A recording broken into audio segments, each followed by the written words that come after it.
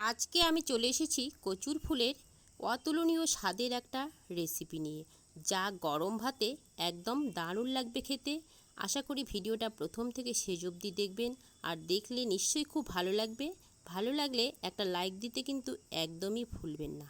আর গরম আর বর্ষার মাঝামাঝি কিন্তু এই জিনিসটা পাওয়া যায়, তাই কচুর ফুল শেষ হওয়ার আগেই চটপট বানিয়ে নিন এই দুর্দান্ত স্বাদের রেসিপিটা করার জন্য কচু ফুলের এই যে গোড়ার দিকের অংশটাকে আমি কেটে বাদ দিয়ে দিয়েছি। এখন এই কচুর ফুলের মাঝে একটা সাদা ফুলের মতো অংশ থাকে, সেটাকেও বাদ দিয়ে দেব। বাদ দেওয়ার পরে আমি কচি ফুলগুলোকে একদম কুচি কুচি করে কেটে নেব। একদম ছোট টুকরো করে কেটে নিয়েছি। নিয়ে তারপর ধুয়ে আমি এখানে সেদ্ধ বসিয়ে দিয়েছি। এখন আমি কচুর ফুলের মধ্যে দিয়ে দেব পরিমাণ মতো লবণ, আর দিয়ে দেব কিছুটা পরিমাণ হলুদ। লবণ হলুদ দেওয়ার পর একটু নেড়ে চেড়ে নেব, তাহলে কচুর ফুলগুলো আর লালচে রং ধরে যাবে না, সবুজ সবুজ ভাব থাকবে কিছুটা। কচুর ফুল সেদ্ধ হয়ে গেলে নামিয়ে আমি আবারও কচুর ফুলগুলোকে ধুয়ে নেব। আর এদিকে কড়াইয়ে আমি সর্ষের তেল দিয়ে দিলাম। তেলের মধ্যে আগে থেকে লবণ হলুদ মেখে রাখা চিংড়ি মাছ ভেজে নেব।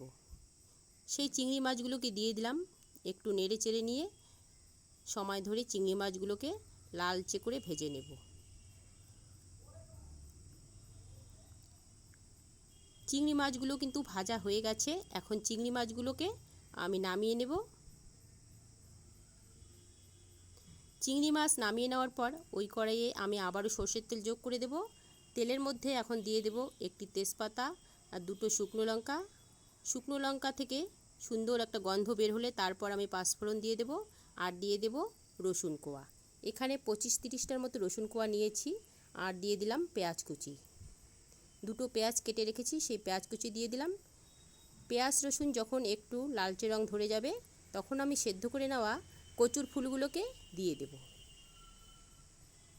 কচুর ফুল দেওয়ার পর একটু কচুর ফুলগুলো নেড়ে চেড়ে নিয়ে তারপর কচুর ফুলের মধ্যে দিয়ে দেব পরিমাণ মতো লবণ, আর দিয়ে দেব হলুদ।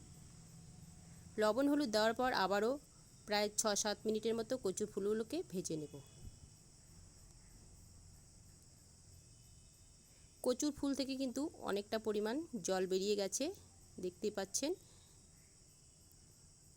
এরকম 6-7 মিনিট নেড়ে চেড়ে কচু ফুলে থাকা জলগুলোকে আমি শুকিয়ে নেব। এখন আমি কচু ফুলের মধ্যে দিয়ে দেব কাঁচা লঙ্কা বাটা।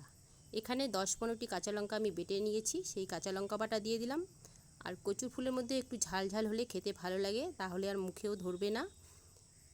লঙ্কা বাটা দেওয়ার পর আবারও কচু ফুলগুলোকে আমি ভেজে নেব।